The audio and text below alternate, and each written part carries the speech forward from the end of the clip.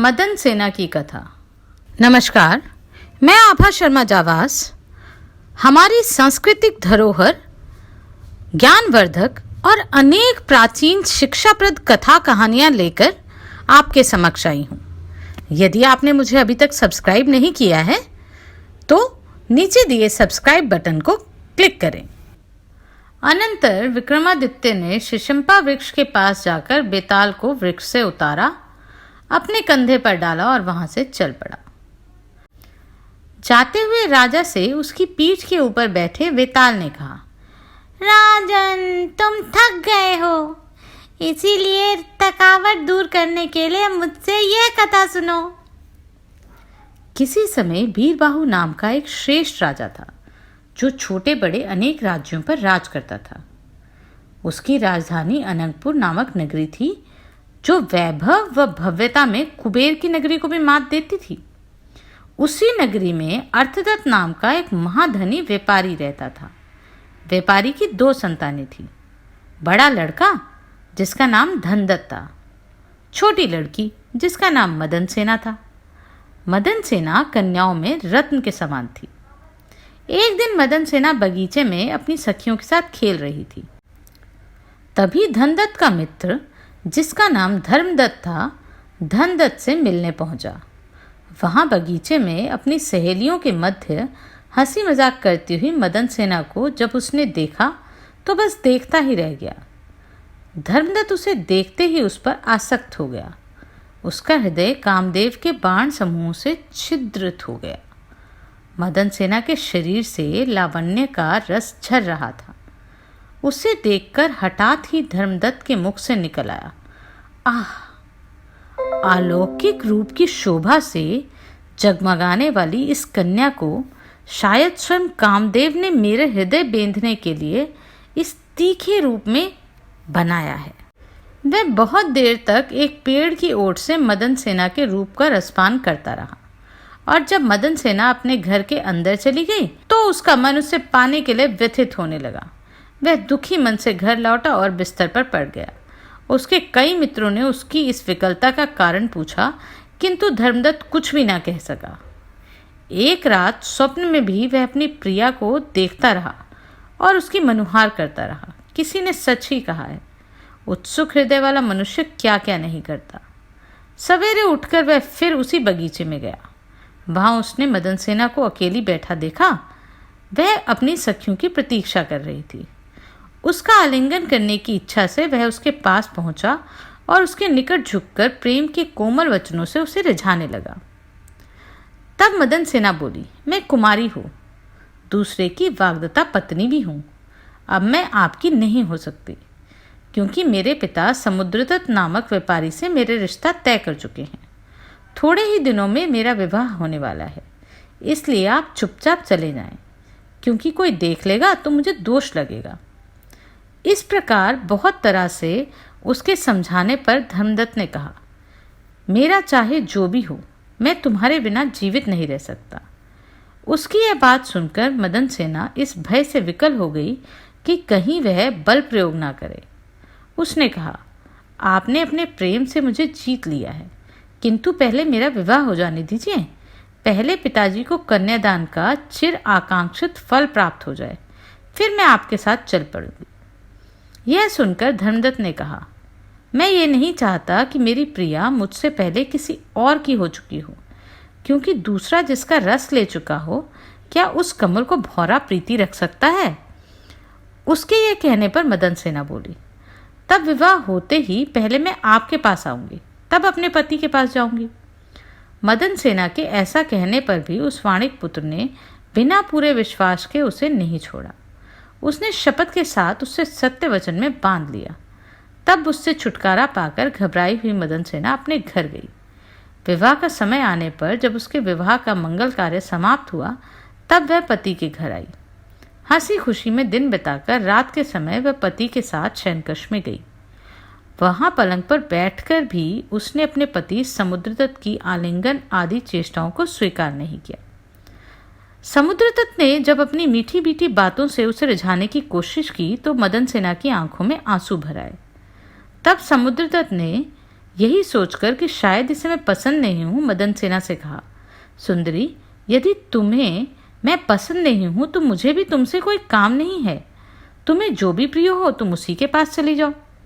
यह सुनकर मदन सेना ने सिर झुका लिया।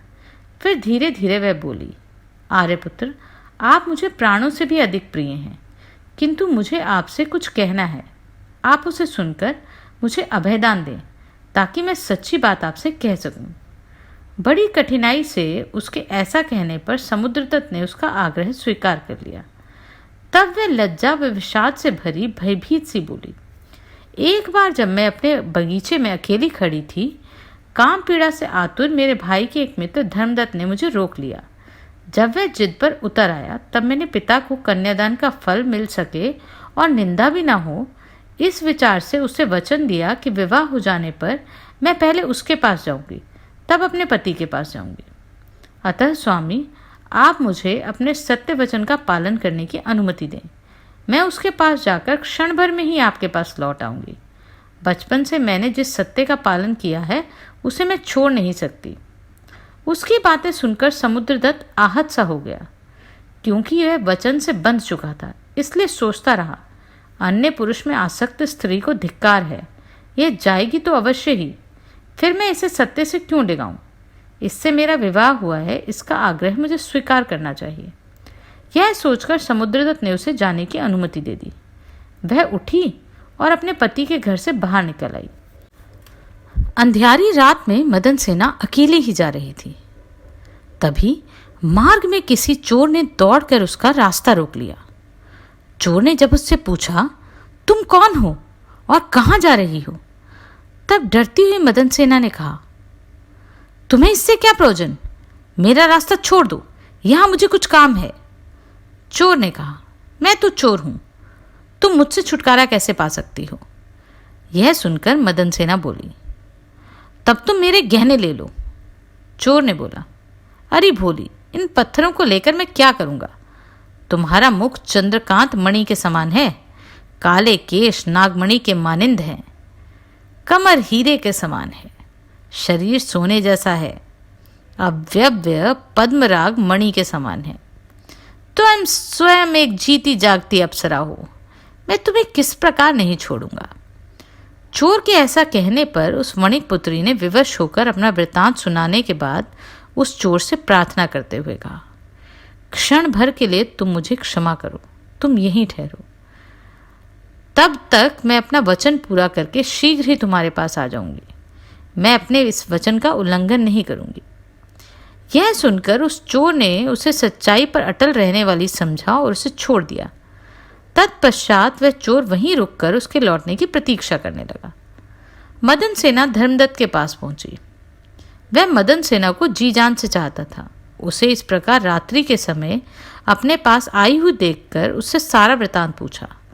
सोचने के बाद वह बोला, मदन सेना, तुम्हारी सच्चाई से मैं संतुष्ट हूँ, लेकिन अब तुम पराई स्त्री हो, अतः इससे पहले कि तुम्हें कोई देख ले, तुम जहां से आई हो वहीं वापस चली जाओ। इस प्रकार धर्मदत्त ने जब उसे छोड़ दिया तब वह उस चोर के पास आई जो मार्ग में उसकी प्रतीक्षा कर रहा था। चोर के यह पूछने पर कि तुम जहां गई थी वहां का हालचाल सुनाओ, मदन सेना ने वह सारी बातें सुनाई जो धर्मदत्त ने कही थी। तब चोर ने उससे पूछा, यदि ऐसी बात है तो मैं भी तुम्हें छोड़ देता हूँ, मैं तुम्हारी सच्चाई से संतुष्ट हूँ, तुम अपने गहनों के साथ अपने घर जाओ। इस तरह चोर ने भी उसे छोड़ दिया। उसकी सुरक्षा के लिए उसके साथ साथ चला।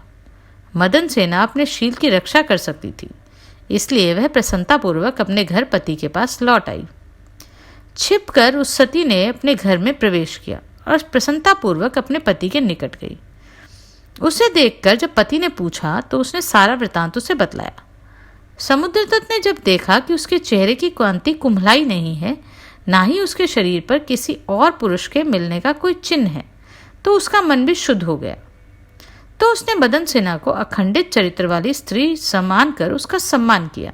अनंतर वह उसके साथ सुखपूर्वक सफल दाम्पत्य जीवन निर्वाह करने लगा। उस शमशान में यह कथा सुनाकर वेताल ने राजा विक्रमादित्य से फिर यूं कहा, राजन, अब यह बतलाओ कि उस चोर और उन दोनों वाणिक पुत्रों में से कौन सबसे बड़ा त्यागी था? यदि जानते हुए भी इस प्रश्न का उत्तर ना दोगे तो तुम्हारा सिर 100 टुकड़ों में फट जाएगा।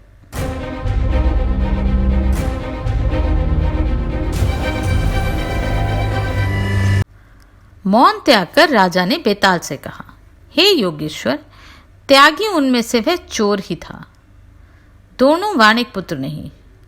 समुद्रदत्त ने उसके विवाहित होने पर भी उसे त्यज्य समझकर उसका त्याग किया। वह कुलीन वणिक अपनी स्त्री को दूसरे के प्रति आसक्त जानकर भी कैसे अपनाता? दूसरे वाणिक का हृदयावेग समय पाकर मंद हो गया।